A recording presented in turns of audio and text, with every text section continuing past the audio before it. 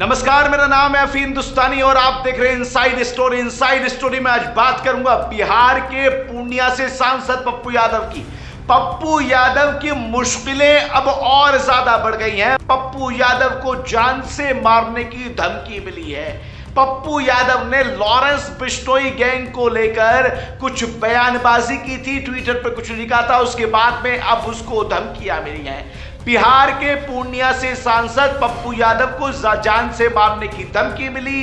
कहा जा रहा है कि लॉरेंस बिश्नोई गैंग की तरफ से ये धमकी दी गई है और धमकी भरा कॉल करने वाले का दावा है कि लगातार पप्पू यादव के कई ठिकानों की रेकी वो कर रहा है, उसे जान से मार डालेगा।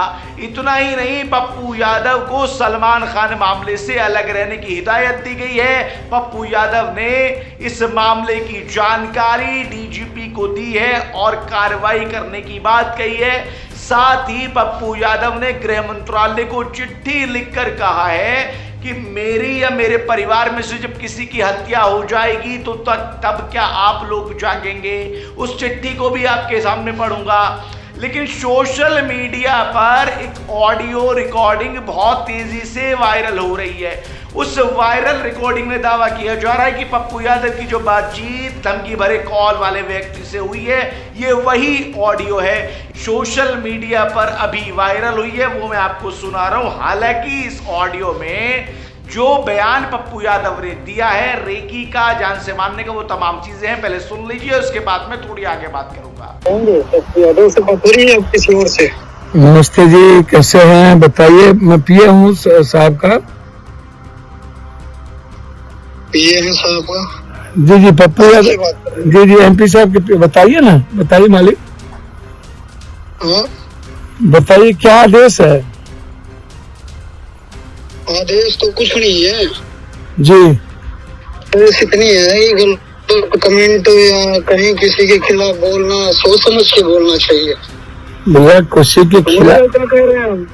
किसी के खिलाफ और किसी के सही चीज के खिलाफ जो बात जो नॉर्मल में जो ट्वीट करते हैं ना, किसी भी घटना को लेके, किसी भी परिस्थिति को लेके वही ट्वीट होता है। कोई किसी व्यक्ति के बारे में, किसी चीजों के बारे में कोई मतलब उन्हें नहीं रहता है। वो ट्वीट जब कोई घटना घटती है तो एज ए पॉलिटिकल ट्वीट होता है, तो पॉलिटिकल ट्वीट वो अपना करते हैं। उसमें कोई भाई साहब से आपकी क्या दुश्मनी है? नहीं कोई दुश्मनी है। ऊपर वाला देखिए, एक बार जानिए। पप्पू कर्म और कांड दोनों करते हैं जी, कर्म और कांड दोनों करते हैं भैया करेंगे बाद में। भाई साहब की वो डायलॉग तो सुना होगा, भैया एक बात ऐसा नहीं होगी। भैया एक बात समझिए, मैं आपको बता दूं, बहुत क्लियर हूं मैं इस मामले में कि पप्पू यादव जी देश के 7 बार इंडिपेंडेंट एमपी रहे हैं और उससे मतलब हम पॉलिटिक्स से जुड़े हैं, नाम जाने हमारे रास्ते में आएगा। मेरी बात सुन। अब इस ऑडियो को आपने देखा, इस ऑडियो में और पप्पू यादव की धमकी भरी कॉल में दोनों में दावा किया गया है कि लॉरेंस बिश्नोई जेल में 1 लाख रुपए प्रति घंटा देकर जैमर बंद करवाकर पप्पू यादव से बात करने की कोशिश कर रहा है। पप्पू यादव फोन नहीं उठा रहे हैं, वो लगातार पप्पू यादव से बात करने की कोशिश कर रहा है। लॉरेंस बिश्नोई का यहां पर जिक्र है। पप्पू यादव को व्हाट्सएप पर कॉल करके धमकी दी गई, जिसके नंबर पर, जिसकी डीपी में लॉरेंस बिश्नोई का फोटो तस्वीर लगी हुई थी। महाराष्ट्र में एनसीपी अजीत गुट के नेता और कारोबारी बाबा सिद्दीकी की हत्या के मामले में लॉरेंस बिश्नोई गैंग का नाम सामने आया था। पूर्णिया सांसद पप्पू यादव को कथित तौर पर जो धमकी दी गई है, उस धमकी का ऑडियो सोशल मीडिया पर वायरल हो रहा है। गृह मंत्रालय को चिट्ठी लिखी हुई है, डीजीपी बिहार डीजीपी को बता दिया गया है और यह मामला इस वक्त सबसे ज्यादा सुर्खियों में बना हुआ है। साथ ही यह भी बताया जा रहा है कि धमकी भरे कॉल में बताया गया है कि आपको जो कुछ भी बोलना है, किसी के खिलाफ कमेंट करना है, सोच समझ कर बोलना चाहिए। आप हमारी बात समझ रहे हैं या नहीं समझ रहे। अब इस पर पप्पू यादव की ओर से कहा गया कि यह पॉलिटिकल ट्वीट था, हमारी लॉरेंस बिश्नोई से कोई दुश्मनी नहीं है। उधर से जवाब आया कि सुधर जाइए, नहीं तो हम देख लेंगे। और इस तरह का धमकी भरा कॉल लेने के बाद में पप्पू यादव की मुश्किलें लगातार बढ़ती जा रही है। साथ ही उन्होंने ये भी कहा है कि एक बार फोन करने का मकसद यही था कि आपको समझा दिया जाए।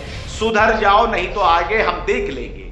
अब इस मामले में और ज्यादा जो है पेचीदगी बढ़ती जा रही है। पप्पू यादव ने इससे पहले जिस बयान को लेकर, जिस ट्वीट को लेकर पप्पू यादव को यह धमकी दी गई है, उस पप्पू यादव के बयान में यह लिखा गया था कि यह देश है, यह हिजड़ों की फौज है, एक अपराधी जो जेल में बैठकर चुनौती दे रहा है, लोगों को मार रहा है, सब मूक दर्शक बने हुए हैं, कभी मूसेवाला, कभी करनी सेना के मुखिया, अब एक उद्योगपति राजनेता को मरवा डाला। कानून अनुमति दे तो 24 घंटे में लॉरेंस बिश्नोई जैसे 2% के अपराधी के पूरे नेटवर्क को खत्म कर दूंगा। पप्पू यादव का यह बयान सोशल मीडिया पर वायरल हुआ और लॉरेंस बिश्नोई लगातार घटनाओं को जो अंजाम दे रही है। पप्पू यादव ने कहा था कि मैं किसी राजनीतिक होने के कारण लॉरेंस बिश्नोई गैंग का विरोध नहीं किया है। चिट्ठी अब आपको पढ़ के सुना देता हूं, चिट्ठी सुन लीजिए आप। चिट्ठी में क्या लिखा है पप्पू यादव ने? पप्पू यादव ने लिखा है कि लॉरेंस बिश्नोई गैंग लगातार घटनाओं को अंजाम दे रहा है। मैंने राजनीतिक व्यक्ति होने के कारण लॉरेंस बिश्नोई के गैंग का विरोध किया, जिसके कारण गैंग के प्रमुख ने मुझे मोबाइल पर जान से मारने की धमकी दी है, लेकिन सरकार सुरक्षा के प्रति निष्क्रिय दिख रही है। लगता है कि मेरी हत्या के बाद ही लोकसभा और विधानसभा में शोक संवेदना जताने के लिए सक्रिय होंगे। पप्पू ने चिट्ठी में यह भी बताया कि इससे पहले भी मुझ पर और मेरे सदस्यों पर हमला हुआ है। कई बार नेपाल की माओवादी संगठन समेत कई जातिवादी अपराधियों ने जानलेवा हमला किया है। मैं ऊपर वाले की कृपा से बचता रहा हूं। अब इस खबर के जरा कुछ इनसाइड इफेक्ट मैं आपको बता देना चाहता हूं। पप्पू यादव की चिट्ठी मैंने पढ़ के सुनाई, स्क्रीन पर भी आपने देखी होगी, लगातार हम इसको जो है फ्लैश कर रहे हैं, ऑडियो भी हमने आपको सुने। इनसाइड इफेक्ट सुन लीजिए इस खबर के, क्या है इनसाइड इफेक्ट। पहली चीज क्या है निकलकर सामने आती है, पहली इनसाइड स्टोरी। पहला सवाल, धमकी में जो दावा किया जा रहा है कि ये देख लीजिए कि आखिर वो दावा क्या है। धमकी में दावा किया गया, कहा गया बिश्नोई जेल के अंदर 1 लाख रुपए प्रति घंटा देकर चैम्बरों को बंद करवा देता है। पप्पू यादव से बातचीत करने की कोशिश कर रहा है, पप्पू यादव फोन नहीं उठा पा रहे। अब सवाल यह है कि आखिर इतने दावे, इस दावे में सच्चाई क्या है? इसकी जांच तो होनी चाहिए, क्योंकि अगर इस तरह की सच्चाई है कोई भी, तो फिर जांच का विषय तो बनता है। जो पप्पू यादव को जेल में बैठकर इतना सपोर्ट कर रहा है, आखिर वो है कौन जो पप्पू यादव के ऊपर धमकी देने वाले बिश्नोई को इतना सपोर्ट कर रहा है? आखिर उसके पीछे कितनी बड़ी ताकत खड़ी है कि जेल के अंदर बैठकर पैसे को लाया जा रहा है, दिया जा रहा है, जैमर बंद करवाए जा रहे हैं, जैमर हटवाए जा रहे हैं, जैमर लगवाए जा रहे हैं। आखिर उसके पीछे कौन सी बड़ी ताकत है? कौन सा ऐसा वहां पर मुखिया बैठा हुआ है जो लॉरेंस बिश्नोई को सपोर्ट कर रहा है जेल के अंदर से? ये चीज हो, अगर ऐसा हो रहा है तो बार बार हम इस चीज को कह रहे हैं क्योंकि दावा किया गया, इसलिए सवाल हम पूछ रहे हैं। दूसरा इनसाइड सवाल कुछ सुन लीजिए आप जरा। लोकसभा में और विधानसभा में जिस पप्पू यादव ने यह कहा है कि लोकसभा और विधानसभा में शोक व्यक्त करके ही जब सरकार जागेगी, क्या ऐसा है कि वाकई सरकार सो रही है? ऐसा है कि कानून अपना काम नहीं कर रहा? सवाल बाबा सिद्दीकी से लेकर करनी सेना के अध्यक्ष तक, अध्यक्ष से लेकर सलमान खान तक, सलमान खान से लेकर सिद्धू मूसेवाले तक, इन तमाम लोगों के लाखों करोड़ों फैन हैं, जिनको लोग जानते हैं, पसंद करते हैं, जिनके ताल्लुक देश के पीएम से लेकर अलग अलग राज्यों के सीएम तक, कारोबारी वर्ग में, इंडस्ट्री वर्ग में, फिल्म इंडस्ट्री में, आर्ट में, हर जगह पर इनके ताल्लुक है। तो फिर इतने रसूख वाले लोगों को धमकी अगर दी जा सकती है, फोन किया जा सकता है, रेकी की जा सकती है, मारा जा सकता है, तो फिर आखिर कानून क्या कर रहा है? बड़ा सवाल है। सरकार क्या कर रही है? अब जब कोई इतना हिंसक हो रहा है तो फिर उस पर फौरन एक्शन क्यों नहीं लिया जा रहा? आखिर इंतजार किस चीज का है? पप्पू यादव भी इस चीज को कह रहे हैं, हम भी सवाल उठा रहे हैं कि आखिर बातचीत क्या चल रही है, आखिर है क्या पूरा मामला? ये वो चिट्ठी थी, वर्ड टू वर्ड मैंने पढ़ी, जो पप्पू यादव ने गृह मंत्रालय को लिखी हुई है। सवाल दागा है, सवाल दागने के साथ साथ आग्रह किया है, आग्रह करने के साथ साथ दर्द बयां किया है पप्पू यादव ने। हालांकि एक सलाह हम पप्पू यादव को देना चाहेंगे कि पप्पू यादव की आप अगर इस तरह के बयान देते हैं, आप अगर यूं कहते कि लॉरेंस बिश्नोई पर कानून का डंडा चलना चाहिए, आप अगर यूं कहते कि अदालत में लॉरेंस बिश्नोई को सजा मिलनी चाहिए, आप अगर यूं कहते कि पुलिस उसको पकड़ के लाए थे, यहां तक तो सही था, लेकिन आप खुद निकल पड़े, आपने कहा कि 24 घंटे में खत्म कर दूंगा। ये संविधान के भी खिलाफ था, देश के भी खिलाफ था, कानून के भी खिलाफ था। आपको भी बचना चाहिए। लॉरेंस बिश्नोई पर इनसाइड स्टोरी में 2 सवाल मैंने दागे, 3 सवाल पप्पू यादव ने दागे।